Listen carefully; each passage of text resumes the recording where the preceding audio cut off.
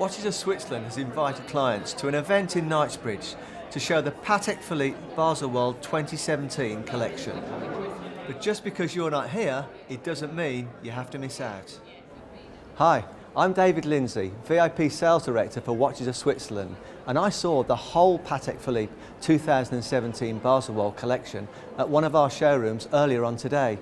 We've made this film to highlight some of the standout pieces from this collection. So here we have the Patek Philippe 5320G Perpetual Calendar. It's the first one I pulled out because it's the one I've been asked about the most this year, which has been featured at Basel.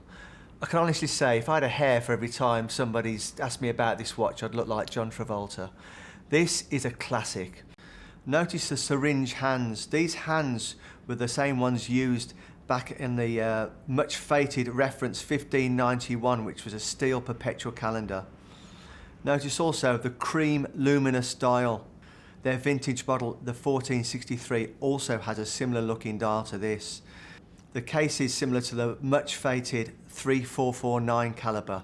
So this ticks all the boxes for the purist from Patek Philippe collectors, and also it stands proud as a beautiful grand complication.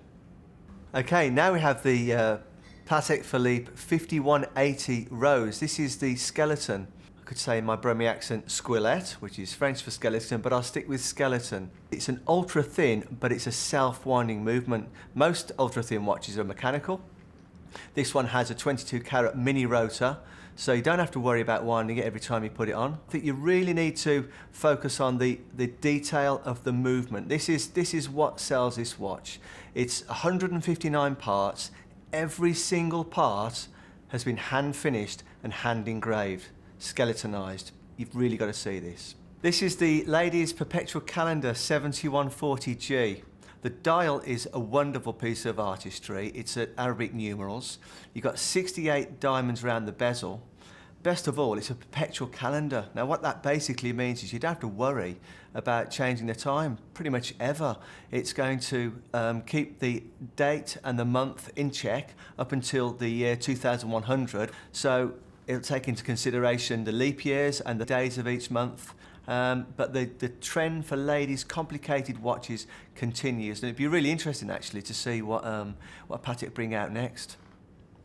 This is the Patek Philippe Aquanaut 5168G. There's no way I could do a collection on Patek Philippe for this year without featuring this particular watch. In this, Patek have changed the black for the blue. They've also introduced 18 karat white gold instead of stainless steel. And you'll notice that the case is slightly larger. It's a 42.2mm case now. Patek have stayed true to their DNA with this watch in keeping the dial aesthetic pretty much the same. But now that it's been launched in white gold, the question begs, is it any more a sports watch or is it more a classic watch? But for me, this has been a showstopper. And now the finale, the 5170 in platinum. I've got to say, I absolutely love this watch. I could talk about the fact that it contains 367 parts. I could go into detail about the caliber 29535 movement, but the main feature of this watch is just have a look at the beauty of the dial. The graduated blue-black dial with the sub-dials in white at 3 o'clock and 9 o'clock, a classic feature from Patek Philippe, aligned with the white chronograph hand, and in fact you don't even notice the little subtle touches like the diamond baguette indices. There's 0.25 carats of diamonds in here, but you don't even notice because it just blends in so beautifully with the rest of the dial. This watch is a work of art. I'd love to have this on my wrist.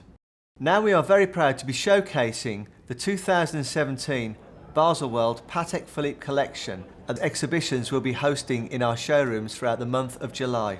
Full details are on our website, so please come along if you can.